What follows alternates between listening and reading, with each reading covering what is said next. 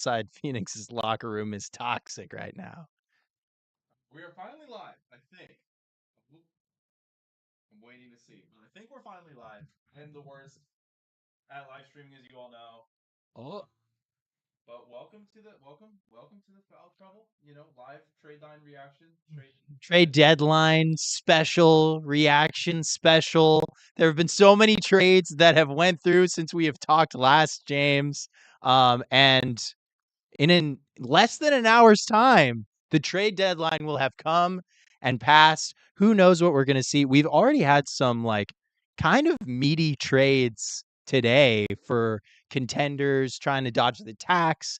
At least one contender in Cleveland doubling down and getting a big wing. Where do you want to? Also, De'Aaron Fox got traded a couple days ago. There's so many places we could go to start off. Yo, I see y'all saying that my mic is quiet. Let me know if that's any better. But bro, I'm looking at the chat, Patrick, and I feel like people want to talk about your sons, bro. Everything I'm My seeing, sons. everyone's like KD leaving right now. So it's all right. So KD, if he's gonna get traded, it's gonna happen in the next 51 minutes, or it's not happening until this summer. It's not happening until this summer, guys. I think if KD was going to get traded before the deadline, every bit of reporting that I've seen has been that it was going to be to the Miami Heat as part of a Jimmy Butler deal. Obviously, Jimmy Butler got traded last night, so that's not happening. And then I am seeing reporting out of Phoenix right now from John Gambadoro, who is in general, the most reliable source for Phoenix Suns news.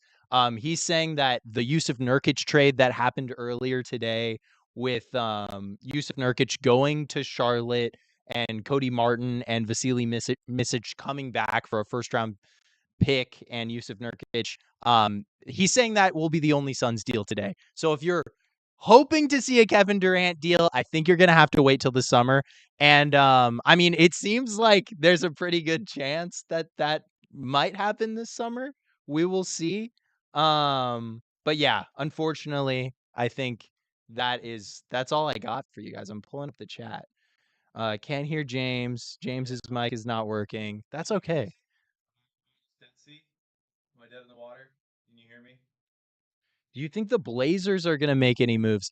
I think there's probably a good chance that the Blazers make some moves. Obviously, they've been on this absolute heater streak recently, winning 9 out of their last 10 games, but they still have a logjam at the center position. So, I mean, there's always that. James, do you want to try this microphone as well? This one is working either. Yo, It wasn't on before. Okay. So apparently I can't talk. Let me try to fix that right now, y'all. Just keep asking questions. Okay, what do we think about the Hunter to Cleveland trade? So I've got that up behind me. Y'all could cuddle up and share a mic. Yeah, that might be what we have to end up doing. Okay, so for anyone that didn't see, DeAndre Hunter, Atlanta Hawks DeAndre Hunter got traded to the Cleveland Cavaliers for Karis LeVert, George Niang, and some picks. I'm trying to see. I'm sure Wendy's got to be all over what these picks are. Bro, But we should I think we should ban Neil for that. generally, oh, what did he say? So the podcast is, can you guys hear me now? Am I better now? The podcast is perfect with James muted and Patrick talking. um. Good now. Okay. All right. Okay, good. Well, do you want to answer? What do you think about this DeAndre Hunter trade to the Cleveland Cavaliers? Yeah, I like this trade a lot. I feel like DeAndre Hunter, like body wise, size wise, like he's got height, he's got weight. He's a big wing. But Big wing. no, I feel like they're gonna need big wings to take on a team like Boston. Cause yeah, Mobley against Tatum is actually probably a pretty good matchup. I think the worry for you if you're the Cavs is like Jaylen Brown a little bit having his way against kind of your smaller perimeter guys. And I feel like you could argue Karis LeVert has good size to take on a guy like JB, but I do feel like, there is something with Karis's offense. He's not the biggest ball mover at times, and I feel like in that Cleveland system where spacing can get tough at time with two bigs, passing becomes a premium. Yeah, I totally agree. Not that DeAndre Hunter is a great passer, but I think because you're getting that defensive upside, because it's in theory, yeah, Mobley great against Tatum, but what Boston's gonna do obviously is switch Tatum. Yeah, Yeah. yeah. And one thing DeAndre Hunter has experience guarding Jason Tatum in the playoffs, which is nice. Yeah, the Hawks very successful against the Celtics. Very, very successful, always regular season or playoffs. And really, the Cavs never have had a guy that can both shoot consistently and defend consistently. He's basically just upgrading that Isaac Okoro spot, except you get to keep Isaac Okoro. So in case anything happens. But yeah, shooting 39% from three on the season, 19 points a game, like that's pretty good. 19 points a game. Yeah, definitely going to go down playing for the Cavs.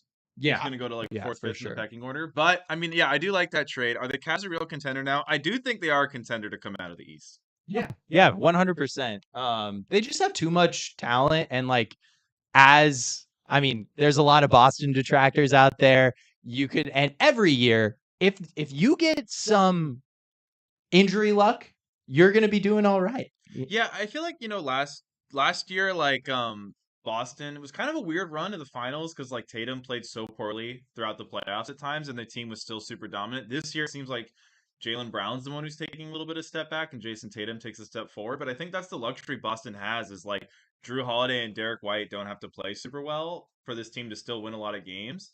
And I feel like it kind of speaks to how good Boston is. It's like they're at 15 losses, so it feels like the sky is falling, but that's pretty good. Yeah, yeah. I mean, it when you win what Turn mic. 19 of your first 20 games, you get the opportunity to Am I good? go back a little bit. Okay. Yeah, are we still hearing? Are we hearing James? Let me know, guys. Yeah, what do we? All right. Okay, yeah. Someone, I don't know what to make of my guys. You guys know I'm horrible at live streaming. If you probably followed me for a while, I'm just terrible. I always have technical issues. The reason we started late today was because right before we started this podcast, like 1 minute before, the video feed just stopped working. All right. People want to know what I think about Jimmy, and we were talking about it before, but I don't want to say the Heat got fleeced because obviously Jimmy's trade value has diminished. But as a Heat fan, I'm disappointed with the return. What I just feel like realistically, this is probably the best you could have expected. I would have rather they found like some sort of albatross contract to take on and get better draft capital because I just feel like top 10 protected on this 25 pick is like I don't know. I feel like the Heat should be more invested in the Warriors' downside for this season because it's like if the Warriors get the sixth pick in the draft, that could be like VJ Edgecombe. That could be a really good player for Miami, but the pick Miami got is top 10 protected. So it's like if the Warriors do get a Jimmy injury or a Steph injury, the Heat don't even get to reap the rewards of that. And I feel like that's kind of like the whole point of trading a star like Jimmy is like you're betting on the downside. But we didn't even get to bet on the downside of the trade, which I just feel like what are like 2 years from now, we're gonna be like, cool, they got Wiggins and Kyle Anderson. Yeah. Yeah, but some trades it's just like that. At the end of the day, he was essentially an expiring contract who was a malcontent that was threatening not to resign anywhere. And that just like he did everything that he could to tank his trade value to try to get himself to Phoenix. That didn't work out, but it did work out in completely destroying his trade value. Yeah, but I don't. I feel like I'd rather just have the cap space as expiring opens up, even though the Heat will be over the salary cap, as are all 30 teams, because the Yeah. salary cap is fake. But yeah, I don't know. I'm disappointed. Maybe I'm just a little too high on Jimmy, even though all this year and last year on this podcast have been like, oh, his advanced metrics say he's kind of fallen off a bit. Well, talk about his fit with the Warriors. I think It's an awesome fit. I think Jimmy's a super high IQ player. I think it's really nice that they're adding a wing like this who doesn't care to have his own shot. And I think another thing this really adds to the Warriors is they did have this in Wiggins, but obviously Jimmy's just better than Andrew Wiggins, is being able to attack the rim from the perimeter. So it's something some teams are missing, especially from their wings. And I feel like that really gives the Warriors that. Plus the secondary playmaking, the short roll with Draymond to Jimmy is going to be really good. Yeah. I mean, I'm still not super high on the Warriors. I'll be honest. for me, I just feel like he is like the perfect Warriors player. We have went through so many iterations of this team in the post KD Golden State era where just like I think like relatively very talented players, even guys like Dante DiVincenzo that can succeed elsewhere have failed because they just don't work in the motion offense system. And Jimmy Butler, he's an amazing cutter. he, I think, will be very incentivized to step up on defense, which we know he can do. I'm a little worried about the shooting around Steph, but I think generally Steph kind of provides the shooting of like two people, Yeah. like the shooting gravity of two people. So that should be good. I just think like the short roll playmaking going from Draymond to Jimmy to Steph running around off all these screens. I think Jimmy's going to be willing to set really, really good screens. I don't know. As a Suns fan who's sitting a half game ahead of the Warriors right now, I'm worried. Like, and I don't think anyone would want to play them in a first round series. You want to play them in a first round series? You want to play Steph and Jimmy? If I'm OKC, I don't know. I don't know. If I'm I'm OKC, like, look, if you're OKC, you're gonna have to play like one of these really good players. It's the Western Conference. Every team around that like 7 to 12 spot is good players. I'm just saying, if I'm OKC, I would much rather play a Phoenix or a Sacramento or I don't know. Who would you rather play? This is another trade that we haven't talked about. If you're OKC, would you rather play San Antonio or Golden State? I think I'd rather play. Probably I'd rather play San Antonio. Yeah, he's never been there before, Yeah, but I mean, it's like also a I feel like San toss-up. Antonio is also only a two-headed snake at this point. Are they? And also, I feel like Chet plays Wemby pretty well. Chet's about to come back. He just came off their injury report. People are asking about the Connect trade as well. We're gonna get to that. Don't worry. We have a lot to talk about. We're gonna be here for a minute. And I'm sorry if my mic is quiet for some of you. Maybe not for all of you, but for some of you, I'm sorry. I've literally trying to MacGyver my way to a better mic setup. I don't even think I'm using this mic. I think I'm literally using Your my computer mic? mic. Oh, okay. Um, Wait, actually, if we could find, see, do we have a mini USB to USB or mini USB to USB-C cable? We're working on it, We're working people. on it, people. Think Booker goes to the Rockets. Oh, I'd love that. That'd be Oh, awesome. we have a trade. Another trade? We have another trade. The Los Angeles Clippers are trading Terrence Mann and Bones Highland to the Atlanta Hawks for Bogdan Bogdanovic and 3 second-round picks. Oh, mini USB, mini USB. Right off rip, I like this trade. Wait, sorry, what is the trade? So, Terrence Mann, I will work on pulling it up on the big screen. But Terrence Mann, who I picked to be most improved, and that was a horrible prediction. And Bones Highland going to the Atlanta Hawks for Bogdan Bogdanovic. I like the Atlanta getting a guy that can play next to Dyson and Trey that's a little bit more defensive tilted than Bogdan and just in general healthier. And then the Clippers just like get more scoring and they get picks. Yeah, good move by the Clippers. Did you see Steve Ballmer at the Did you see Steve Ballmer staring at Luka on the Lakers bench? Yes. That was a man with a lot of sad depression. He was like, "What? How do the Lakers keep doing this shit?" Honestly, I feel like all of the owners are going through that right now. Like the Warriors don't make in-season trades like this, and I feel like Joe Lacob was just like, "Fuck these guys! How dare they trade Luka without even giving me a call?" Yeah. Terrence Mann was my favorite player, though. I'm kind of sad. Yeah, I really like Terrence Mann. I was kind of surprised at how little his usage was this season. Like, I thought his usage was going to be a lot better. Wouldn't be surprised if KD went to the Clips. I think that is an off-season possibility if they really want to double down. Obviously we know KD and James Harden have like a lot of history and they're boys. And they kind of have like the perfect like wing and big setup around. I'm thinking though it's more of a like Harden for KD. Harden goes back to Phoenix, so Phoenix finally gets the big playmaker they've missed since Chris Paul. Ooh.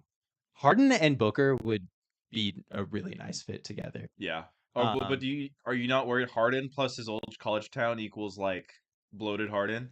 Yeah, I mean that probably would be the case, but the more and more that I like sit with this failed Big Three experiment with the Suns, I think it's clear that like Book needs like a high usage ball handler that really can run the offense next to him because he's just way too willing to try to make the offense work by himself.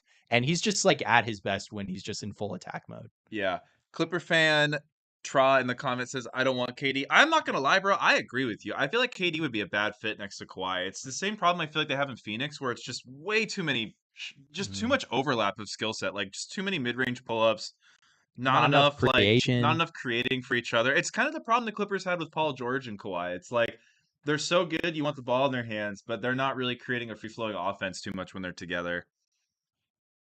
Um, okay, you know what trade we haven't talked about? Kuzma, Middleton. Kuzma, Middleton. I know you are gonna have a lot to say I actually about don't have a this. lot to say. I feel like the Wizards waited a year too late. Oh, definitely to like extract I any feel yeah, value. like last year, all year, I was like, why is nobody trading for Kyle Kuzma? And then Kyle Kuzma was like, all right, you know what? Time for my prime to end. Yeah, so the full trade, I really am not like a huge fan of this for the Bucks either. Even though like I'm not super low on Kyle Kuzma, I think that is somewhat a product of him being on the Wizards, but trading Chris Middleton, AJ Johnson, and a pick swap to the Wizards for Kyle Kuzma and second round picks. AJ Johnson, they just drafted him with, and it was a reach, but they just drafted him with the 23rd pick in the draft. If you're going to make that kind of like investment in draft capital, especially for a team that's in the second apron, doesn't have a lot of ways to improve, I think it's a real kind of fumble of just like asset evaluation and management. Because they're also potentially losing another high value first round pick if things don't go well. And then what are you going to get out of Kyle Kuzma? Shooting 28%, career 33% from three. I mean, I like the like rebounding tilt you can get out of him. Like you're gonna have a very big front line with Kuzma at the three, I guess. Giannis and then Brook Lopez there. You do save a little bit of money. So you might not be in the second apron. I'm not exactly sure how that ended up, but it's just a lot. I feel like though with Kuzma, like it's one of those things where if you're Milwaukee, and let's just super simplify it. Let's make it super simple, even though this is not really the reality of like on court. But like, let's say Kyle Kuzma is like 75% of Chris Middleton, and you're losing the shooting value, Mhm. right? But he's available 100% of the time. Whereas Middleton, it seems like Middleton can't make it through playoffs anymore. Yeah, I mean, he had two ankle surgeries in the past 12 months. It is very like he's probably done. But yeah, I guess it is just keeping that contract slot open on your cap sheet. Yeah, and I will say I do think if you're the Bucks, I think the one like if you're really going to talk yourself into it is like yeah, Michael Crespin in our chat nailed it. Way easier to shoot next to Dame and Giannis, Mhm. absorbing all that instead of like Alex Sarr, who we haven't seen demonstrate a lot of offensive skill, Jordan Poole, who's like shooting the three ball well, but like that's kind of what he does only. Part of that is he shot it so poorly that they're not like honoring him like a pool party guy Yeah, and I anymore. think that's the thing is I think everyone's gonna it's kind of one of those things where it's like and we'll talk about the Sixers later, but kind of have a feeling the Sixers role players will start looking better when Embiid starts playing better. It's kind of just that magical secret sauce where once you have more space to operate, you operate more efficiently. Can I ask you about a trade that we haven't talked about at all that I think you're gonna hate? And it's like, what the hell is going on here? Brandon Ingram going to the Toronto Raptors for Bruce Brown, Kelly Olynyk, and a first round pick. Wait, see, you got something to say? You want to come up, bro? I don't like that trade at all. You want to CY come up? You is want to come up? shaking his head Yeah, come on up, bro. aggressively. Come on up, my friend. You can take my Bro, mic. shout out to our boy C joining the pod, helping manage the pod today. What's up, everybody? Wait, who do you not like to trade for? Oh, I liked Ingram like playing with Zion. It's just like with Zion being injured some of the time, it could just take like he could breathe a little bit, right? But now Ingram's gone. Now he's gonna be like, oh, I need. He's gonna be like kind of the offense for the most part. It's Count like, counterpoint though. hmm, Between Ingram's health and Zion's health, the Pelicans are like second to last place. So I don't know if all that breathing was good for them. you know, when Zion came back and then he hit the 360, I was like, whoa, Zion, chill. Like I need you to stay a little bit longer for me. Like you just got back. Wait, get closer to the mic. Sorry. We're all new to live streaming again. But My thing about this is I like this trade for the Pelicans because at least you get some kind of asset for Brandon Ingram before his contract goes away. But what the hell are you doing if you're the Raptors? You've seen that the Zion Brandon Ingram fit doesn't work. And in my opinion, a Scotty Barnes Brandon Ingram fit is just like less rim pressure and less offensive tilt, but the same spacing issues. I think I have a counterpoint though to kind of this whole. I think Raptors have been pretty terribly mismanaged for a while now, to be honest with Ujiri. But I do think the one thing is maybe like we're looking at it the wrong way. We're looking at it as like, okay, Toronto wants to rebuild around Scotty, right? Toronto wants to have Ingram help out Scotty. Is there a world where Toronto's like, hey, we freaking suck. Scotty's not a centerpiece. This is just another supporting piece for the centerpiece we're going to draft this year. Oh, if Scotty's like a second string. Yeah, like maybe Toronto doesn't view Scotty as the one I get, which to be fair, I feel like in today's NBA, like you have Victor Wembanyama come in. Second year, he's going to lead Spurs to a play-in. Like I feel like if your player by himself can't get you to a 10 seed, he's not a centerpiece guy. Mm-hmm. Fair enough. You know who can lead you to a 10 seed? LaMelo Ball. Can he do it? He's done it before. He's done it before. He's been in 2 play-in tournaments. Thank you, CY, for joining us. But I guess to your point though with LaMelo, I guess LaMelo's had a very up and down career, but Scotty, since they've kind of like, moved away from like Kyle Lowry and all the original championship pieces, it's not like the Raptors have had any team success. Yeah, no, absolutely not. And yeah, people are saying in the chat, like the tank is still alive for Toronto. And I completely agree with you guys. Like Brandon Ingram is not going to get in the way. Just look at the New Orleans Pelicans record right now. But yeah, I don't know what else. Yeah, we got in the chat. The Raptors offense is like, who's gonna shot chuck the ball? RJ quickly or Ingram? Yeah, I mean, like, yeah, I don't know. I just feel like the Raptors, ever since they won the championship, have been a really oddly mismanaged team. It's like they waited 2 years too late to trade Siakam. They waited a year too late to trade Lowry. It's like they kept waiting so much to trade their guys, and I think they overvalued their own guys. So maybe this is a smart move for them. Also, I think counterpoint because I feel like people are viewing Ingram as like a star, but I feel like maybe this is the Raptors being like, we'll have first dibs to re-sign Ingram at a smart, reasonable contract, maybe like 18 million a year. That's true. I can see that. Can I pitch you something? Yeah. Okay.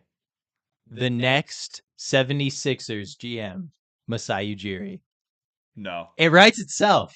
It's just obvious the next big splashy move that they're gonna make because the season went so terribly. They're gonna fire Daryl Morey, and who can we replace Daryl Morey with other than a big name? And Bob Myers doesn't want to do it, so Masai Ujiri steps in after also getting fired. So all right. So the chat hates this idea from you, Patrick. You said the name of who their next GM is. It's gonna be Bob Myers. Bob Myers helped the owner of the Sixers run his search for the GM in Washington for the Commanders. He's already in the Sixers world through the Commanders, so it's going to be Bob Myers. Here's my thing. Bob Myers is already out of the game, and if there's one thing I don't want for myself if I'm Bob Myers re-entering the NBA, it's to re-enter the NBA with the Joel Embiid contract on my books, and I have to be the one to make the decisions around that. Well, okay. There's 2 ways it could go, though, right? Because Embiid, like, could either, come back to form. Maybe he's probably never going to be more points than minutes guy ever again. Like, What? he's never going to be like better than Wilt. It's for okay. A whole It's season just like again. every other player in the NBA. But if Embiid comes back and he's still good, like, I mean, he came back the other night. It was kind of a weird game where everyone was like, Embiid looks great. And then you look at the box score and it's like, well, they got outscored by like 20 when Embiid was on the court. And they were pretty good when he was off the court in that game. But Embiid's box score stats were good. But like, I think Joel will come back and look better. Like, there's no way this is what he's going to be like next 3 years, I feel like. I don't know. Sometimes it's just done. If that's fair, you can give me worst take of the week, Chris. Wait, Chris, what specifically was the worst take? Was it hiring Ujiri? Was your take that they should hire Ujiri or that they will? No, it's not that they should. That's not what I'm saying. I'm just trying to be a little Nostradamus Patrick here of splashy moves. Joel Embiid is the Wilt Chamberlain of Greg Oden's. You know what, bro? I got no retort. Yeah, talk about Greg, best take of the week. that was a best. Yeah, we might have to give Dossman. You might have to give you best take, bro. Okay, here's a question that I think can lead us down a path that we haven't really talked about on this live stream yet. Kick Up says Lakers favorites from the West now. So obviously, I know you all know that Luka Doncic was traded to the Los Angeles Lakers, but the Lakers made another huge deal last night, trading their first-round pick from this year, Dalton Connect, who has shown a lot of flashes of greatness, Cam Reddish, an unprotected 2031 first-round pick, and then a 2030 pick swap to the Charlotte Hornets for center Mark Williams. Mark Williams, 7 foot, 241. Averaging in only 22 games this season, has only played 84 games in his entire career, is averaging this season 16 points and 9 rebounds, shooting 59% from the field. James, what say you? Does this make the Lakers a real contender, the contender in the West? Where are you standing? I think the Lakers can win the West, but with one big asterisk. They have to avoid Denver at all costs. At all costs, they have to avoid Denver. I think OKC is a really weird team because you think of OKC this year and you think about Isaiah Hartenstein, 7-footer with size, with weight, can really control the boards. You think of Chet, super skilled 7-footer, gives them more height. Chet, maybe not the heaviest guy, but an elite shot blocker, a guy who's, because people have tried to bully him on the court so much, he's gotten so good at like fading away and blocking shots still. So 2 really good bigs, but they're so small outside of those 2 guys. Like all of the wing players they play are small. They have 2 elite defenders in Dort and Caruso, but they're tiny. And if there's any 2 players who are really good at not getting thrown off by players like Caruso, it's LeBron and Luka. So I feel like the Lakers uniquely, and also LeBron and Luka driving at Chet and Hartenstein, you feel really good about for the Lakers.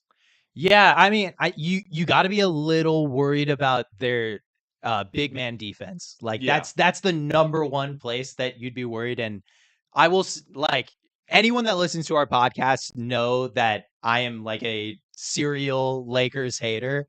And I gotta say, like, I just with Luka and having like a big that you can actually just really roll to the rim and offers a lot of rim gravity. I can see it with the Lakers now because with Luka, forget about LeBron. With Luka, what have we seen but in 2022 in their big run? He can just win series all by himself. He's that level of player. Last year, there were some series where Kyrie really was not contributing in a super great way, and they were able to overcome that. I think DFS fits with both of them so well and makes so much more sense. Yeah, now. I like that now they can put DFS on J-Dub and put LeBron on Chet, because I feel like even though Chet's got some height on LeBron, like, I feel pretty good about that if I'm the Lakers. So here's something I was thinking about last night. The Shea question is an issue. Yeah, the Shea thing is a real issue. The Shea thing is an unsolvable problem for the Lakers. DFS is not guarding Shea Gilgeous-Alexander. I think if I'm the Thunder, I feel even better about like Shea versus whoever's guarding Shea versus the hypos I just threw out. But I'm not saying the Lakers are going to be like winning 5, but I think the Lakers are not like, oh, okay, we're going to lose. Like they're like, we have a shot here. I mean, the OKC doesn't have anything for Luka. Nobody has anything for Luka in that series. If it were today, I just think they have a really, really special defense. But it's kind of like the rules that we saw in the first playoff run with Book and KD. It's like they got 2 games off that Nuggets team that they had no business getting off that Nuggets team, just off the back of how prolific Devin Booker and Kevin Durant were. You can get the same kind of production out of LeBron and Luka, and I would argue probably even better. Yeah, so it's like, can you get 3 games and then just get a stupid game? Yeah, I think what's also hard, like, it's like we're talking about like Luka and Shea as like the 2 big guys, but in any given game, LeBron can be better than both of those guys. 100%. Whereas, like, I don't think there's ever going to be a game in that series where we're like, wow, J-Dub really outplayed Luka Doncic. Yeah. I mean, probably not. Yeah. I would be surprised. I don't know if that's I don't know if it's a given LeBron can be better than Shea in any given game at this point. In both of their careers, just because it They're both, seems yeah. they're going in different directions, but they're so high up on the mountain. I think, but going back to the problem with the Lakers is it is going to be so hard for them to beat Denver. If Jokic is going to play 44 minutes a game in the playoffs and you're only getting 24 out of Mark Williams and Jokic is still going to dominate the Mark Williams minutes, like, what do you do? Yeah. I also feel like Do you just have to hope you outscore them? Because that hasn't worked. yeah, essentially. I mean, you got to really shut down Jamal Murray is the other thing. But I also feel like a kind of nightmare matchup for this Lakers team would be the Spurs. Because I don't know what you do with Wemby, and De'Aaron Fox is literally like made in a lab to make this Lakers team have problems. I don't think the Spurs can score enough with them. I don't know. I think they can. I don't think You so. got Vassell, you got Castle. They're gonna muck this thing up.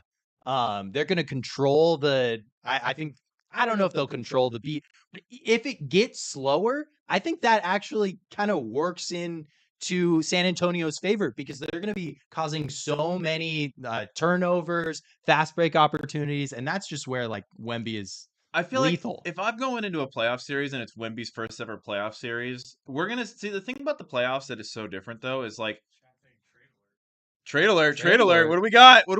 Oh, we got a big one. I just forgot Cody Zeller was in the league. Is this a big trade? It's Cody Stephen Zeller. Curry to the Warriors. Cody Zeller is going from the Hawks with a Houston 2028. Wait, what?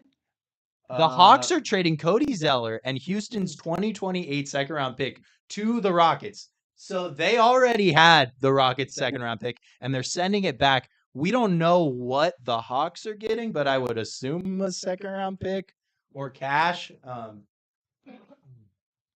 Yeah, but what I was gonna say, I think we can wait on this one to talk about this one.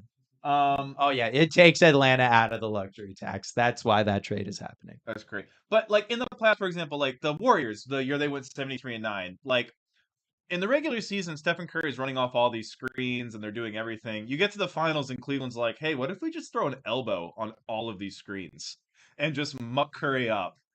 And I think that is going to be an adjustment for Wemby is whatever, especially if they're playing the Lakers and a team that's, like the Lakers, a LeBron team, there's going to be some sort of like, hey, every time they run that pin down, can you just like tap them on the hip? Can you do that little like extra physicality? And I think that's usually why we see players like, for example, Jalen Williams last year struggled in his first real playoffs when you get to a team like, Dallas. Jason Kidd overall as a coach, questionable, but defensively, Jason Kidd always seems to have really solid squads. I think that's my worry for the Spurs. Yeah, I mean, obviously the Spurs, they're in 12th place right now. I think they can definitely get up to the 10th spot. But I don't know. The Lakers, there's a lot of matchups that I think would kind of be tough. I would lean Lakers, but there's like Patrick, I you're would, way too low. You cannot be picking the Spurs over the. That's I'm not easy, saying the I would pick Lakers. the Spurs over the Lakers, but I would I would think about picking the Rockets over the Lakers. No, they have a bunch of people who are built in a lab and the Rockets are the best rebounding team in the league. That would be tough. If Luka's shot is not on, which I know it's Luka, what about the Dallas Mavericks? The Dallas Mavericks are built in a lab to beat this Lakers team. I feel like you're like, it's Luka Doncic. It is. There's Anthony Davis. There's all these big dudes. And the Lakers, I don't know. I think they could win any of these series, and it could go the other way too. There's just like, I'm not like 100% sold. Also, because I haven't seen them play yet. The thing is, the Lakers aren't going to play the Spurs or the Mavs because they're both so far down the standings. But they could play the Nuggets. That's what the one. it would be right now. They could play the Rockets. They could play the Grizzlies if something crazy happens with the Grizzlies. If I'm the Lakers, I'm so unafraid of the Rockets and Grizzlies. I'm just already looking at round 2. Wow. LeBron is not losing to Jalen Green. It's like, He could though. No, LeBron he's not. LeBron and AD lost to the Suns the year after their championship team. Yeah, LeBron had a high ankle sprain and AD missed the last 3 games. Chris Paul's left arm didn't work. AD, bro, no. The Lakers, first off, I think we would disagree. Would have won if they were healthy in that series.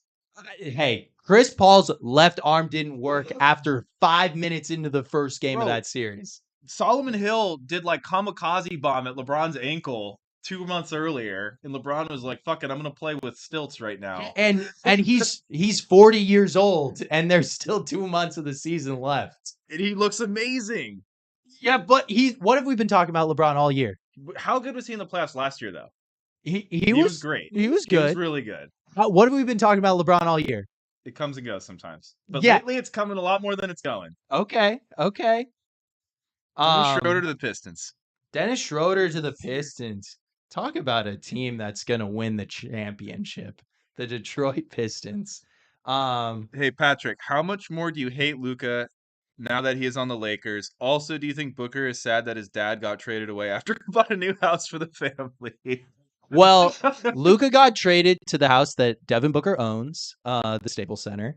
But I do hate Luka more now that he's on the Lakers.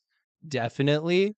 But also it does kind of like make my heart warm that LeBron could win another championship. It's like a possibility now in a way that I didn't think it was before. And I love LeBron. I really do. It hurts me that he's on the Lakers, but it will not stop me from loving LeBron. That's how I feel. You hate LeBron, bro. You picked Alperen Sengun over him. Well, when did I pick Alperen Sengun over the 2 minutes ago. Oh, in the series. Oh, I keep forgetting that it's one-on-one. I keep forgetting that they do one-on-one for the playoffs. Okay, so I see Kick Up is talking Thunder need Cam Johnson, and I've seen this also in our live chat, just kind of in the NBA sphere in general. Do you feel like the Thunder are being like way too hesitant with their assets? Let me pull up. I mean, it's just like the problem with the Thunder's cap sheet right now is the guys that make money, enough money to trade, where it's not like a 5-for-1 thing. They're not going to trade them. And then they're so good at drafting that all the other guys are on these bargain basement deals that it's like, I don't know. It's like, do I want to trade 3 guys in our rotation for Cam Johnson right now? I don't know. I have a question.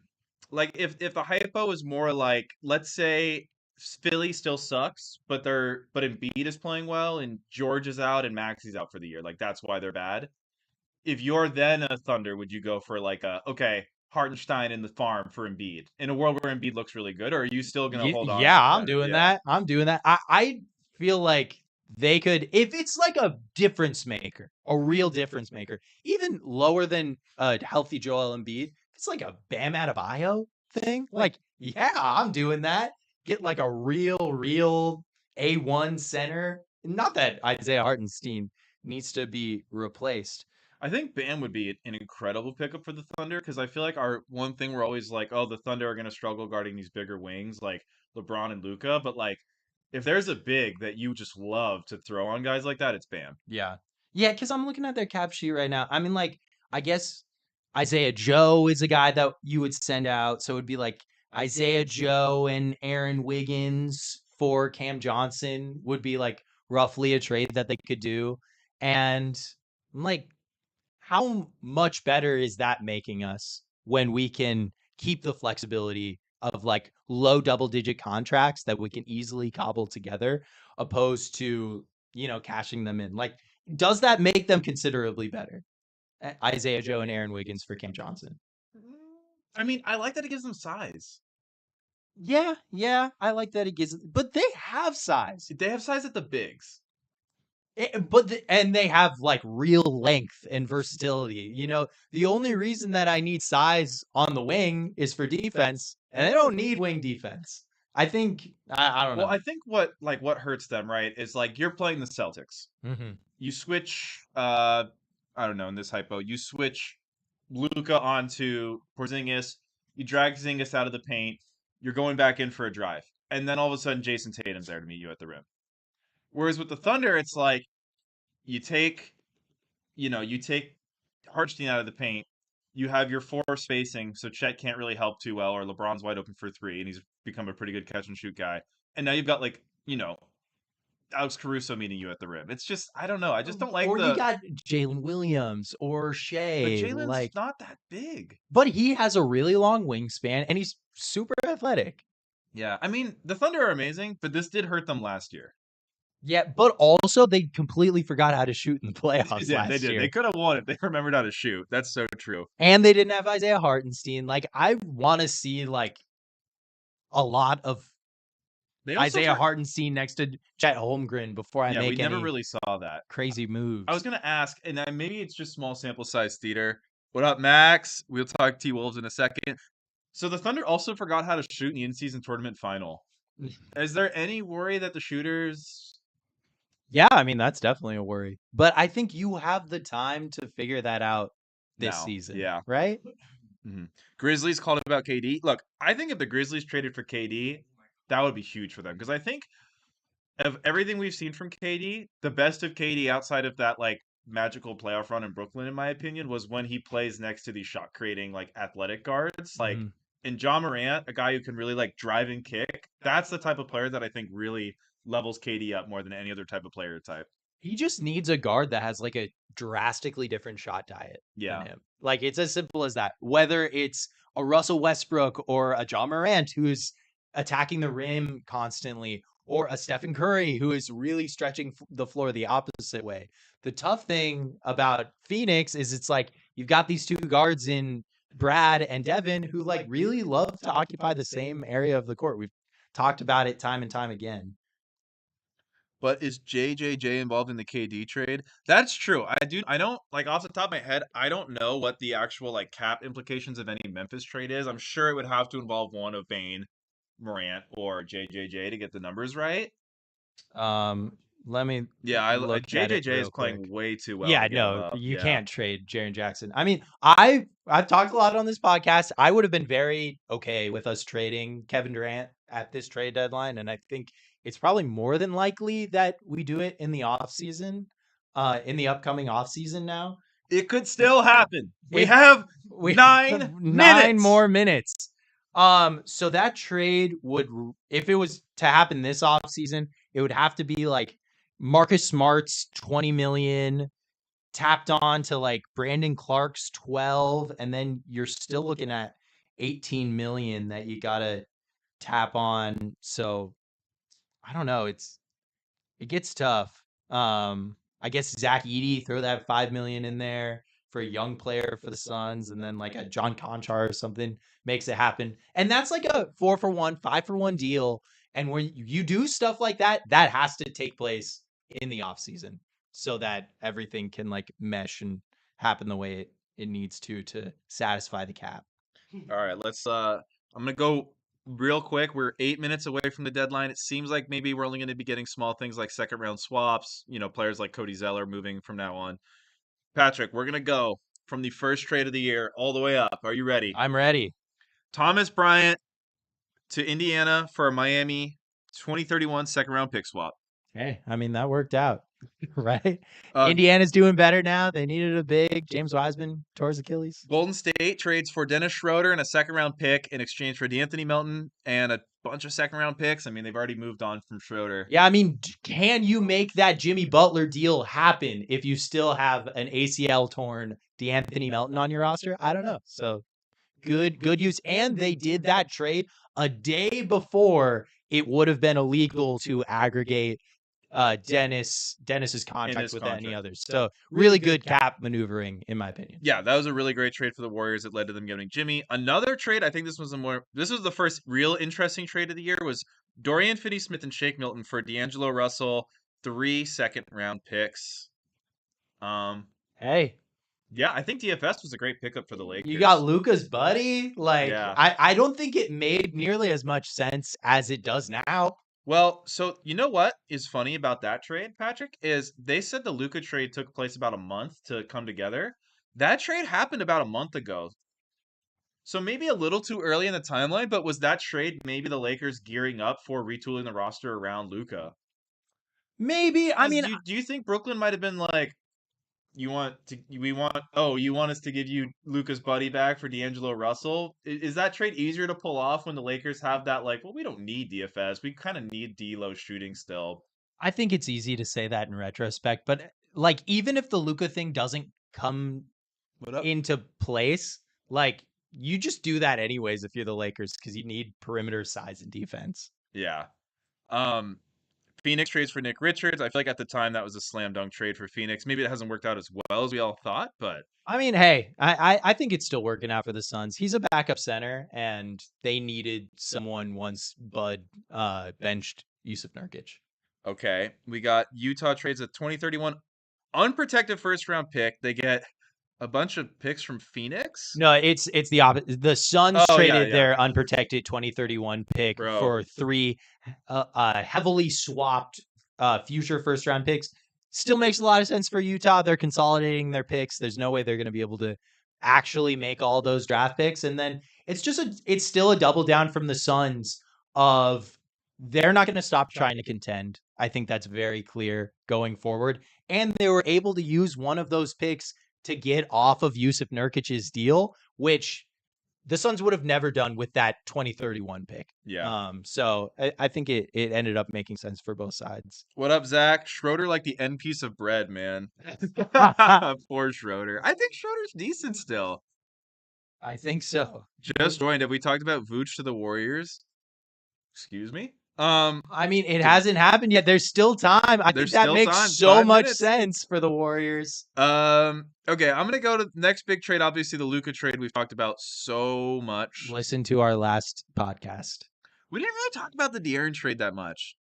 I mean, a complete fleecing from San Antonio. I think it makes so much sense. You don't have to move off of any of your long-term young pieces, even Sohan, Vassell.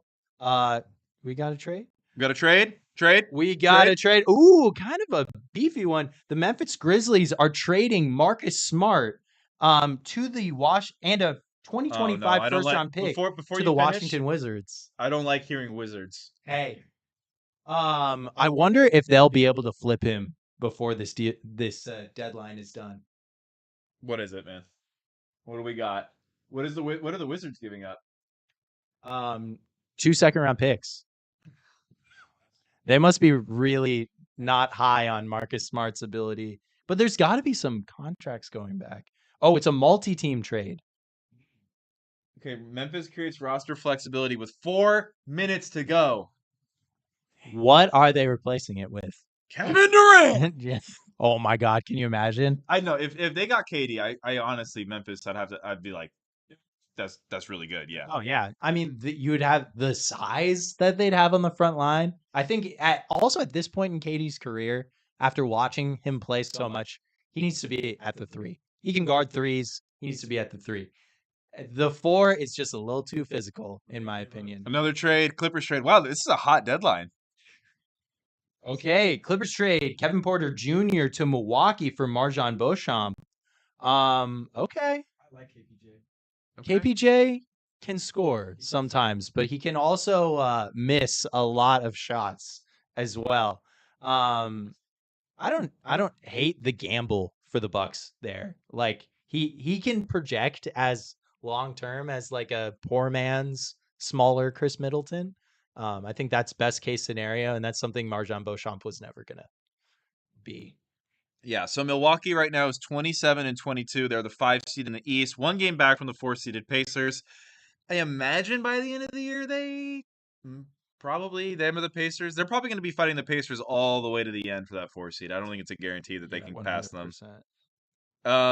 So Miami's actually really interesting now because they're 25-24. I didn't like the trade for the Heat, but realistically, replacing effectively nobody because Jimmy wasn't playing with Wiggins and now bench depth with Anderson, you have to imagine the Heat might move up to that 5 seed, take it from Milwaukee. It is so Heat for that to happen, like to have no business, no real reason to try to rise. Do they have control of their first round pick this year? Yes. It's lottery protected if I'm not mistaken. Okay. The Heat's pick is lottery protected. The Heat have no shot. Yes, you're right. Unless we get the Hero Bam trade right now, the Heat have no chance of keeping their first round pick because They're too good. Yeah, they are too good. They're too And good. more than that, the bottom of the East is just too bad.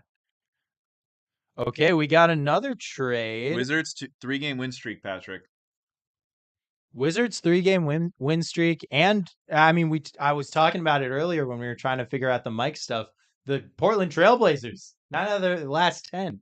Okay, we've got to trade the Sacramento Kings. I think as part of this Marcus trade? Smart deal, the Sacramento Kings are acquiring Jake LaRavia. Okay. Which I love for the Kings. You know, just get another whack at a wing that can shoot. Makes a lot of sense to surround Sabonis with high attempt 3-point guys, which, you know, that's what you're trading out Zach LaVine for with De'Aaron Fox. We haven't talked about the Kings angle. I think the Kings could be better, and I don't think they're going to take a step back. Yeah, I don't know how much better they're going to be than 500, because if I've learned anything about watching the NBA the last 2 years, it's if you add DeMar DeRozan and you add Zach LaVine to a pot, you get a 500 team. But we got Bulls West, which I would like to call the Cows because Bulls purple? Sacramento, Ooh, Cowtown. Yeah, no, let's keep going I through think these. I don't agree. I think the Kings are kind of poised to fall down the standings, and here's why. They're 25-25. There's 2 other teams with that exact same record. These Phoenix Suns. Mm-hmm. I just feel like the Suns will. I know you're. I don't think they're gonna make the plan, man. Okay, well, they might not. I'm not saying the Suns are going to make the plan, because the Warriors are 25-25. Yeah, I think they'll be. I think they'll at least finish at least one game over 500. maybe. So, and then the Spurs are 22-26. I think the Spurs are going to be a little bit better going forward after the De'Aaron trade as well. So, I'm surprised how wishy-washy you are on that trade for the Spurs. I'm not like. Well, I think they're going to be better. I think they're going to be way better. Like, they're going to be able to push the pace in a way that they've never been able to do before. They have just like a real scoring threat that you have to think about in such a drastic way that just like you didn't have to. You could set your whole defense against Wemby, and just like, I don't know, Chris Paul had their pace so slow, and it was fine. It was still effective, but now you've got like kind of like a herky-jerky bench to starters thing with Chris and De'Aaron. You got the whole rest of the season with Vassell. You've got the second half of the season with Castle. I just think it's a slam dunk. Well, I guess maybe my hesitancy on the Spurs, just solely for this year, not long term, is they're 22-26. I do think they can work their way up to 10, especially if Phoenix ends up being as like underwhelming as you're kind of portraying them to be. But the problem is what, you're going to play the Thunder in round 1? Yeah, I mean, I don't think they're going to make a deep playoff run, but I mean, I could see them in the regular season. I guess, 1 or 2 things happen. They could be up at that 6 slot. That's true. I guess the thing for the Spurs for me, and I do like De'Aaron. I've always been the champion of the De'Aaron over Sabonis as the driver of the Kings engine.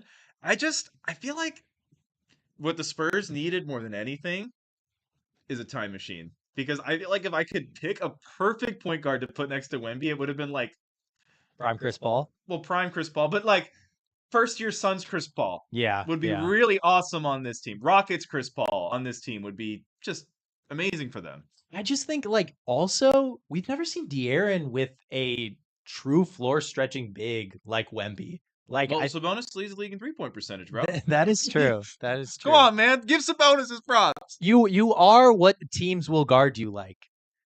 We have another trade. The Indiana Pacers trade James Wiseman, who I was just talking about, to the Toronto Raptors for cash. I didn't know the Raptors had so much cash. They got cash. They got money. Think about cash trades. Should cash trades be allowed? Yeah. I'm with it. Okay. I have a question. If you're Steve Ballmer. Okay. I'm pretty similar to Steve Ballmer in a lot of ways. If you're Steve Ballmer and you get wind of a Luka trade from the Mavs, do you call the Mavs and say $14 billion? See, that is illegal, but yes, why not? Why is that illegal? Because there's caps to how much money you can trade. in In any cash given. trades? Yeah. Okay. The reason, Can you imagine the Mavs trade Luka for $14 billion? dude, that's how. Literally, I was just talking about. That's essentially how Babe Ruth got traded to the New York Yankees. Is they just called up the Boston Red Sox, who were very much struggling financially, and they're like, "Hey," and I can't remember exactly how much, but it was like $100,000 in whatever it was, 1948. Do you think they should move the deadline to the All-Star break? That's actually a really good question. Like, what do you think about the timing between I do think it is kind of awkward that you'll have a player like Anthony Davis, let's say, who is not a starter this year. Steve Kerr was talking about that. I would kind of rather move the All-Star break to the trade deadline than vice versa, because I already think it kind of both happen a little too late in the NBA calendar. Like we're past the halfway Well, the point. All-Star. So what's weird about this discussion? The All-Star game is going to move. It is in 2 years. It's going to move weekends because the NFL we've seen Super Bowl not next year but the year after is scheduled for this weekend of the year, which means the NFL is going to move to an 18-game season, which means the NBA is going to have to move their All-Star game. But here's my counter pushback on it is the NBA is a business. It is an entertainment business. And I don't know, it gets people talking when, people aren't on the bench and I don't know, weird things are happening. I know it's not great for the live experience, but for me, I'm like, I don't care. Well, you don't think, though, the NBA is going to be like, okay, so right now the All-Star break is the week after the Super Bowl. That's good. See, Suns are not moving Kevin Durant. Suns are not moving Dash KD. Shams. Okay. But like trade deadline coinciding with Pro Bowl week essentially is great for the NBA. That's the argument. That's what yeah. I think they're going to move everything up to keep it or move everything in line with how it is now, where everything is like before Super Bowl or after Super Bowl, but they're not going to touch this upcoming weekend. Yeah, trade deadline and the All-Star game should have happened last week. Is basically what we're saying. Wow, so the trade deadline is finished. Overall, I think if you include the Luka trade, this would have been the greatest trade deadline in history. I mean, it Like, was an excitement-wise, absolutely yeah. insane trade deadline. Yeah. Fake. Yeah, I thought it was fake too. Yeah, I tweeted such as well. Let's see. I see a lot of people asking about football. We'll touch on the NFL stuff toward the end of the pod. I mean, the trade deadline just happened 6 minutes ago. Okay, I saw this graphic yesterday that Shams posted on his Instagram, and I don't know if I can throw it up on the TV, but Try. it's just, I don't know. I'm gonna fuck everything up if I try, but you can look it up. But basically, it's all the people that were traded before today in their new jerseys, and I think this is the perfect way to show how crazy this trade deadline has been, because if you look through each one, you look at De'Aaron Fox. He was the best player on a playoff team 2 years ago, but whatever. Chris Middleton was the second best player on a championship team, 3 years ago? Zach LaVine, best player on a playoff team. Andrew Wiggins, second best player on a championship team a couple years ago. Kyle Kuzma, pass right over that. Anthony Davis, second best player on a finals team. Jimmy Butler, best player on 2 finalists teams. And then Luka Doncic, best player on last year's finalist. This doesn't happen. This never happens. I would venture to say this has never happened in NBA history before. It has been such a earth-shattering last 2 weeks in the NBA that I think it's hard to wrap our head around how different the league could be for the rest of the season. Yeah. Okay, so I'm going to take a look at the standings, and I'm just going to ask you, Patrick, riser or faller after the trade deadline? Okay. You want to start from the top or the bottom? I don't know. What do you think? Start from the bottom. Okay. Pelicans. Yeah, right around the same. Pelicans are worse than the Jazz, dude. How? It's hard to fall. Honestly, I'll say riser. They'll be better than the Jazz. The Jazz are literally like, bro, we will take all the worst contracts you guys possibly have. The Jazz are just like, oh, you guys need help facilitating a 3-team deal? We don't even need anything from it. We'll just help out because we're good guys like that. They're just garnering goodwill this year. Yeah. That's basically. I mean, they're trying to get their white boy. Okay, so Pelicans up, Jazz down. Trailblazers 5-game win streak, 9-1 in their last 10. Scoot's coming on a little bit, Maybe up, but probably just the same. To be honest, staying at 13. Spurs up or down? up. Warriors up or down? I'm up. What are you? I'm up, but like the arrow isn't big. Okay. Like my Spurs up arrow is a bigger size than my Warriors up arrow. Yeah. Suns up or down? Down. I gotta say, I just think there's so much talent added behind them, and I don't know. I think the team is better than it was 6 weeks ago, but not enough. So the Suns are 25-25. They're 5-5 in their last 10. They've basically been a 500 team the entire year, Including losing back-to-back games against the Portland Trailblazers. who are the hottest team in the NBA right now. Yeah, thank you. Thank you for that, Grace. Kings 25-25. I don't think they're a considerable faller, but I think right there. I do like what they've done. Mavs 26-25. Riser. Right? Yeah, I got the Mavs as a riser. And that's not that I think they're appreciably a better team. It's that they didn't have Luka for like over half their games, and now they're going to actually have a healthy star, which they would have had if Luka came back. But yeah, they're rising because they're getting their star. Okay, so we have a lot of risers at the bottom though. So does this mean we're going to see a lot of fallers? Because not everyone can rise. Timberwolves 28-23. I'm still not a big Timberwolves guy this year. I would say faller, but they're not going to fall out of the play-in. But I still hate that they decided to blow up such a good thing that they had going on. Clippers 28-22. Fall. Yeah, I got Clippers as a fall as well. They looked horrible versus the Lakers the other night. Lakers 29-19. I'm kind of like probably stay right where they are. I think their championship ceiling rose significantly, but their bench has major questions, and who knows what to expect. I think next year they will definitely be an A1 championship contender, and they might be that this year. Okay, I have the Lakers up-ish. To your point, I did the math. The Lakers are on pace for 49 wins right now. I think 52 sounds right to me. Okay, Nuggets 32-19. Up or down? I think. You think up, CY? I'm thinking. What'd you say about the arrow? It's like the arrow. If it's coming in either direction, it's like it's a small direction. Before any of this insane stuff happened, I had finally zeroed in as the Nuggets being my second team in the West. And they still have the best player in the league. Yep. No qualms with there. Okay, Rockets 32-18. 5-5 in their last 10. I think Rockets, I've got tiny arrow down. Yeah, maybe trend down a little bit, but there have been signs that I've seen from the Rockets lately that have really impressed me.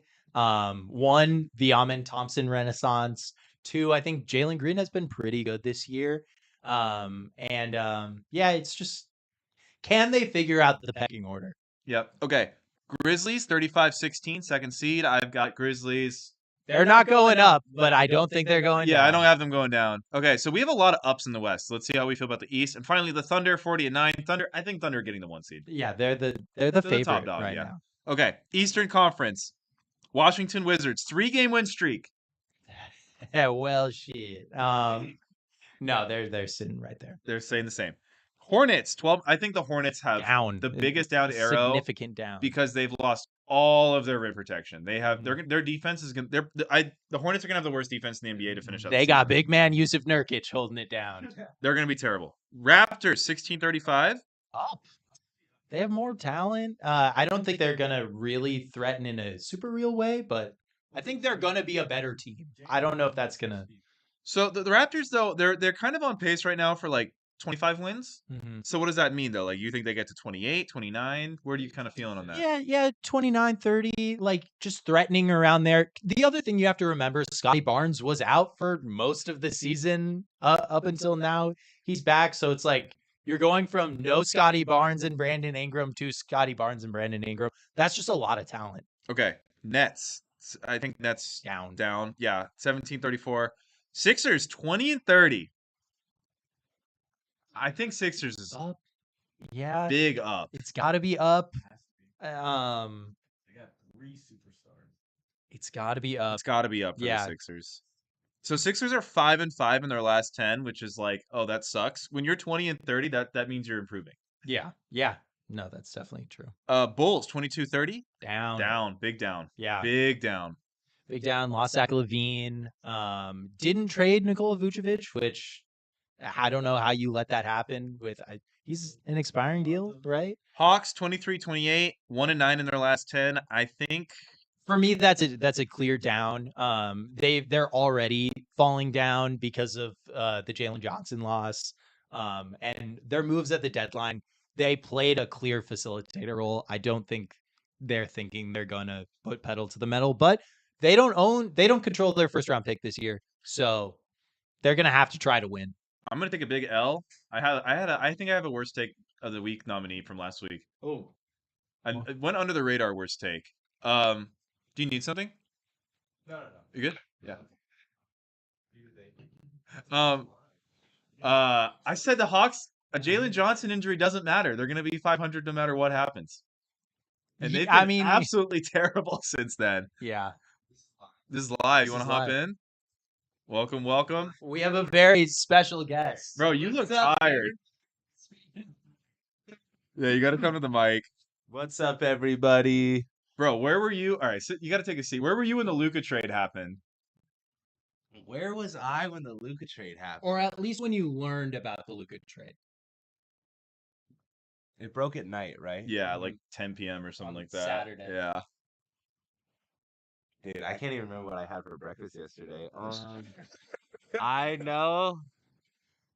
I think I was playing Marvel Rivals, or I just finished playing Marvel Rivals, and then I was like, "Oh my God, Christina, my girlfriend," and I was telling her about the trade, and she was also like, "Oh my God." It was crazy. It's Very your crazy. favorite player in the league now on your favorite team? Question mark? Well, my favorite player is LeBron, La Sunshine, La Bon Bon, but Luka is top 3 for sure. Favorite player. I'm very, very excited. Very excited. I think they're gonna win it all. I think they're gonna win the championship. I kind of think so too. Really? Yeah. Patrick don't is think so so? down. No. Bro, where's KD going? He getting traded? He didn't get He traded. didn't get traded. The trade deadline has come and gone. Oh wait, you can't trade anymore? No. It's done. It As of happened 16 minutes 16 ago. minutes ago. That's why there was so many trades. Mhm. I didn't know what the deadline was. I knew it was around also. I didn't know it was like it ended. I think that might happen this offseason. KD gets traded somewhere, but no, he's on the Suns for the rest of the year at least. That's a shame. Yeah. Yeah. Did you believe it at first? Well, I saw Shams tweeted it, so I feel like he's a trusted source, so I did believe it. I was shocked though. I feel like it didn't make any sense. Like it still doesn't make any sense to me. I No, think it it's makes the no dumbest sense. trade. Like I don't understand it at all. Someone said in the chat, Flight shoots better than Jesse. That's just simply not true. Y'all know that dude is tripping. Yeah, it's not true. All right. Well, should we finish our up arrow, down Yeah, arrow? we'll let you Y'all go. to it. We'll let you go. Thank you, Jesse, for joining us for a second. Playing these days. Ben Simmons is still on Brooklyn. Holding it down, but he might get bought out. So he He might might be a Laker. he might be a Laker. I don't know if that's legal, but he might be a Laker. Okay, Magic. This is a hard one. 25 and 27. Magic are 2-8 in their last 10. Yeah, they've got all their guys back other than Jalen Suggs, and then they just started losing. Is it possible Paulo just started the year hot, and that was going to come down to earth anyway? And now we're kind of seeing like, or is it Paulo's coming back from injury, Franz coming back from injury, and they have to learn how to re-gel because their whole dynamic changed when Paulo went down. Yeah, I tend to think it's more they just need to re-gel, need to figure things out. I mean, it's tough to come back from injury mid-season anyways. We see guys struggle with it, especially when you're gone for as long as Paulo and Franz were. So I hope up. I mean, I think they have the talent to go up, but that's a really hard one to call. Yeah, that's a hard one. I think the Magic, they're the 8th seed right now. I just think they're a better team than the Pistons. I think the Pistons might have the better player of any team, either one of those teams. Okay, let's talk about that. Pistons 25-26, one game under 500, 4-6 in their last 10. You think Pistons are up, down, same? When's the last time you watched a Pistons game? It's been a minute. There's something about the Pistons that is very like in tune with just Pistons, all-time Pistons. They are just motherfuckers. Like they play so hard. Beef Stew, freaking Ron Holland, like Oscar Thompson. They play so hard. They play good defense, and I just really believe in Cade. I don't think they're gonna go higher than they necessarily are right now, but I think they're gonna be one of those playing teams, and Yeah, I think they're gonna stay at 7. yeah, I like Actually, them. you know I what? like I don't them, say but- that. I think they're gonna fall to 8, and I think the Magic are gonna take 7. Actually, think Paulo no, is better I'm than out on Cade. that. They're going up. They're going past the Heat. That's what's gonna happen. And the Magic are gonna it's gonna take time for them to figure it out. Okay, so Miami, you have as a fall. I just I don't do see have how, Miami as a faller. I guess what is, but how? I just don't understand how Miami gets worse from today. I just think the Pistons are gonna be better than them for Than the them, rest of okay. the season. That's why. enough, I fair don't enough. think they're gonna be considerably worse. So you think Miami, the team gets better, but not better as the rate of improvement's not as much as Detroit, so Detroit passes them. Yes. Got it. Okay, that's a fair take. Milwaukee at 5, 27-22. This is a hard one.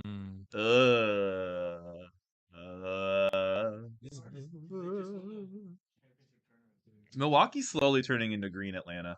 I'm just gonna say it, man. I think they'll be slightly worse. I could see them falling off their pace a little bit, but that doesn't necessarily mean they fall down the standings. But I think Kuzma is just like, I don't know. It's a paradigm shift to go from Middleton to Kuzma, but they haven't had Middleton all that much. So this is, I think, where we're gonna differ the most in this this exercise, because we were pretty lockstep for the West. I think the Heat are gonna rise above Milwaukee. Whoa. I just It's think fair. Yeah. It's fair. You're inserting a lot of talent that they haven't had all season. Yeah, I mean, the Heat are going from Jimmy's not playing to now we have Wiggins and Anderson, who's been a good bench piece for a long time now.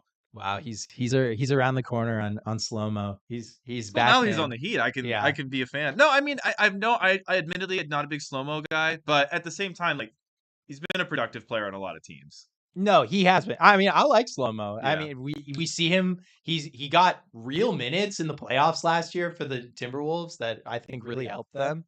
Yeah, I don't know. That foursome of Indiana, Milwaukee, Miami, and Detroit.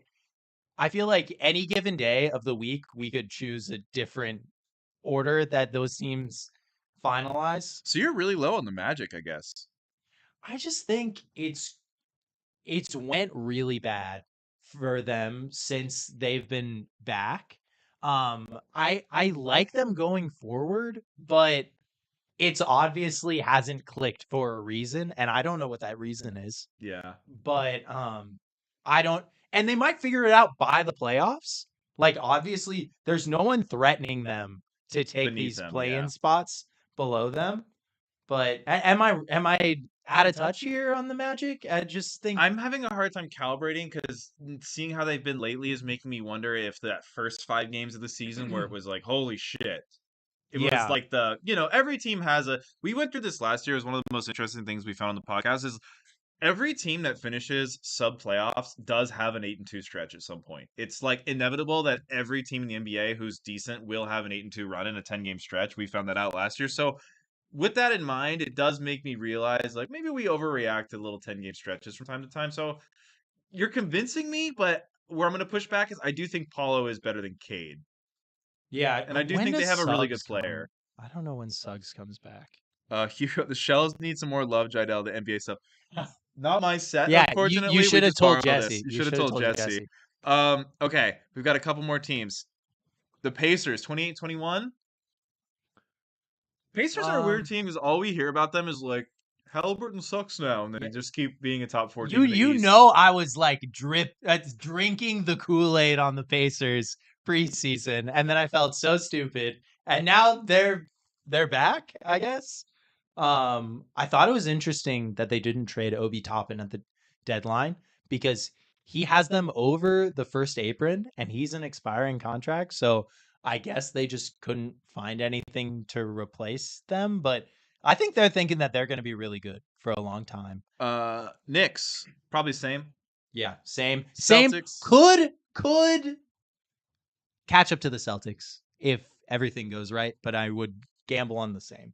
Celtics 36-15, 70% win percentage. I think Celtics are going to hover around that 70% all season. And they're not winning 5 more games than the Cavs for the rest of the year, just because there's not that much season left. I do continue to think that they're the best team in the East, but they're not catching the Cavs. Agreed on both fronts. And Cavs 41-10. I feel like at this point it's a 50-game sample size of them winning 80% of the time. And they just got considerably better, in my opinion. Yeah, I think Cleveland is going to finish as the number 1 seed in the East. I think OKC will finish as the number 1 seed overall, but yeah. Do you want to answer some questions that we got on Instagram? Yeah, let's do it. Yeah, if you are not following us on Instagram, you can follow us at foultrouble_pod. And let us see some of these questions. Okay. First question. We only got 2 questions, so this will be easy. Is the Suns season over? James, do you want to take this to start? You know what? I don't think the Sun season is over because let me give you some facts, Patrick. Give me facts. Tomorrow the Suns have another basketball game. They do. They have another one on the 8th, the 11th, the 12th, the 20th, the 22nd, the 23rd, the 28th, the 2nd of March, the 4th. No, I mean, they're going to play the rest of the season. I think the Suns, I think I'm a little higher on the Suns than Patrick, only because, unlike Patrick, I think Devin Booker's pretty good. Yeah. And I think the Suns are going to fight for a playing spot. And because they're going to be in the fight, and I feel like, when you've got Booker and KD, those guys are always going to believe in themselves. Mm-hmm. So yeah, I think the Suns, their season's not over because I don't think we're going to be in April and the Suns are going to be like, we're mathematically eliminated. I will say also, we didn't talk at all about the Yusuf Nurkic trade. Cody Martin is not like a great shooter, but I think inserting him into the lineup as like a hustle, 2 guard, which we only have 2 guards on the Suns roster. And Vasily Micic as like this big ball handling point guard, which I don't know if that's what we needed either, but it just inserts a little bit more talent. So who knows? Maybe that helps out, fills in the Josh Okogie role. And Yusuf Nurkic wasn't playing at all. So I don't know. I think the Suns season in a contending sense is definitely already over, but we'll see. And then the last one, what are some trades you wished happened but didn't? Anything come to mind? From the standpoint of just purely entertainment for the NBA at large, I wish like a Cam Johnson to Milwaukee or a Cam Johnson to OKC or just Cam Johnson to a team. I would have rather had Cam Johnson than Kyle Kuzma if I was Milwaukee. Mm-hmm. Yeah, I would too. I don't understand. Maybe Cam Johnson's valued a little too highly internally in Brooklyn. I kind of wish like Phoenix could have made a Durant trade happen because I think a Durant trade could have really improved whatever team he went to, and I think if Phoenix kind of did a star for star type trade, it could have made Phoenix a lot more interesting too. A trade I think that would have been fun, but they're not going to do it, is like a Kawhi Leonard rogue trade would have been kind of crazy. Oh yeah, that would have been kind of crazy.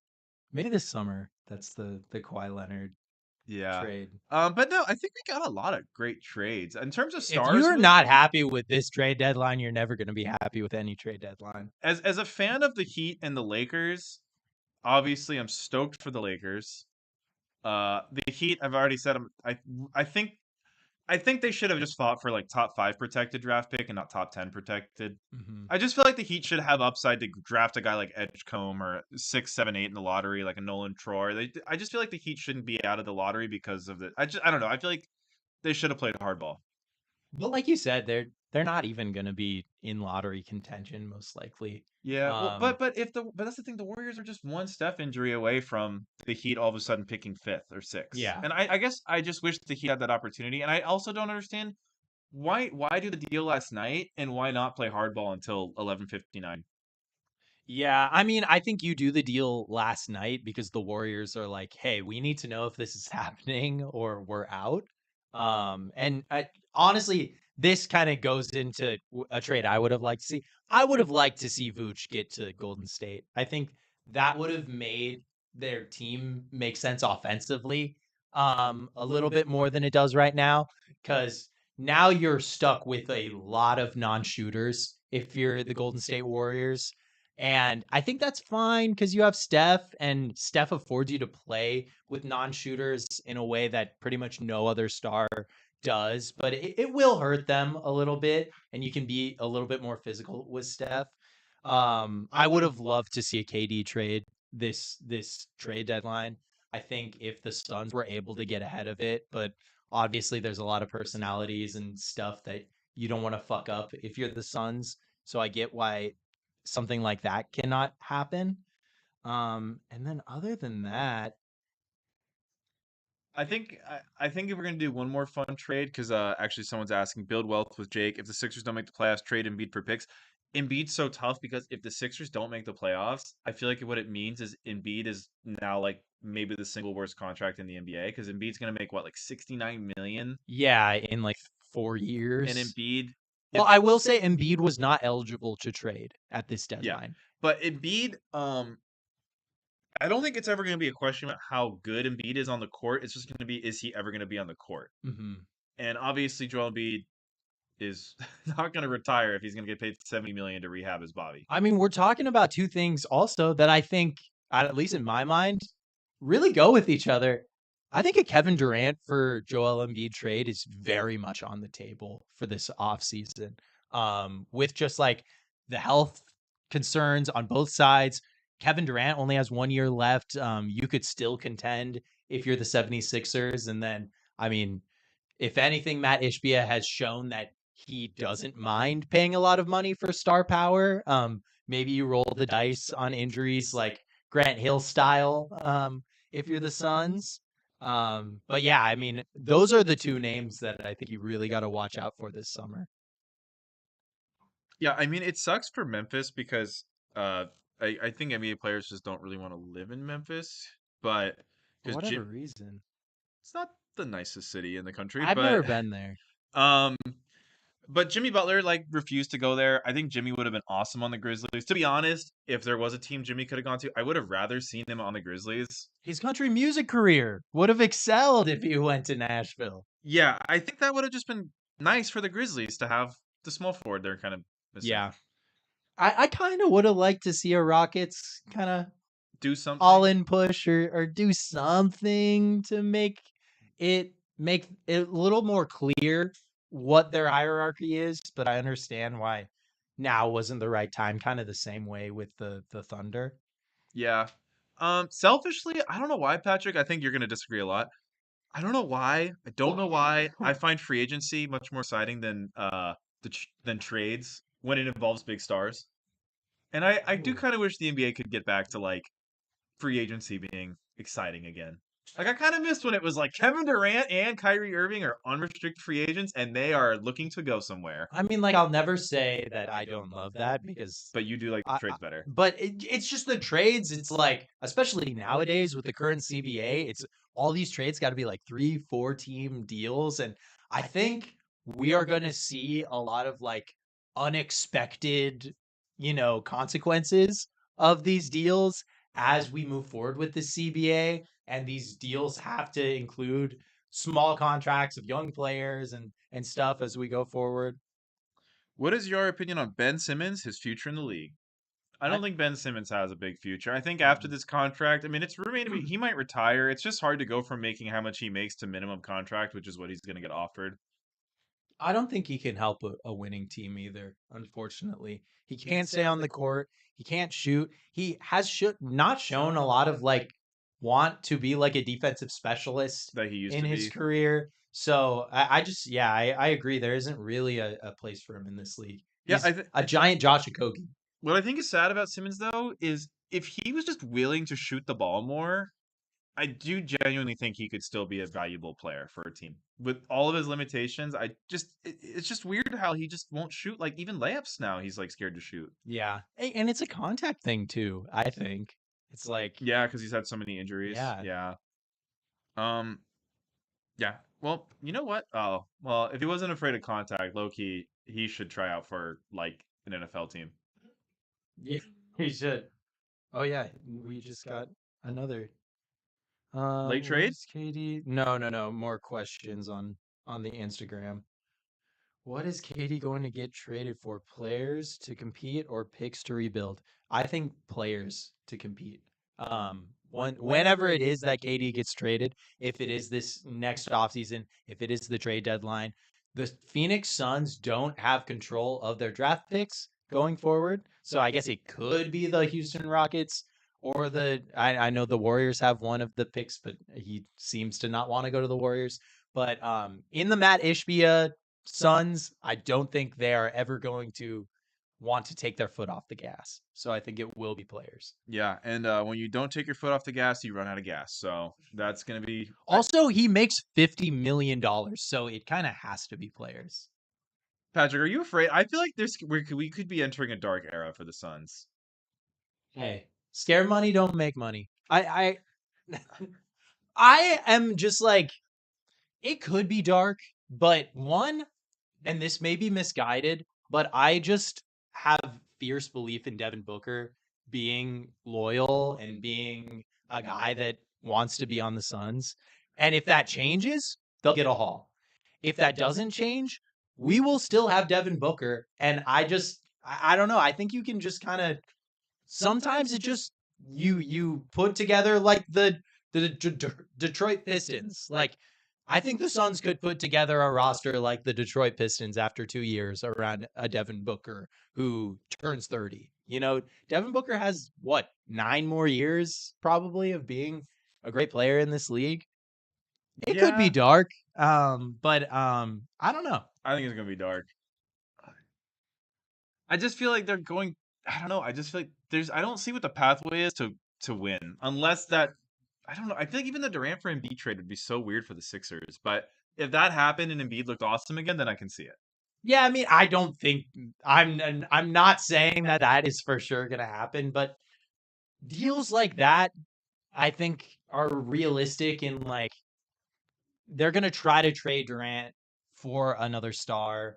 I mean, Beal has 2 years left on his contract after this year, so most likely you'll have to get through next year, but then it becomes a real possibility, I think, to that at least other teams will be interested in acquiring Bradley Beal. He has the no trade clause, so that complicates things, but I think there's a reason to believe that he might eventually want to leave Phoenix. Yeah. Well, I think that's everything we got on the trade deadline. Yeah, that's pretty much. Did you pull best take worst takes I or don't have a best take, okay. worst take. Do you have them?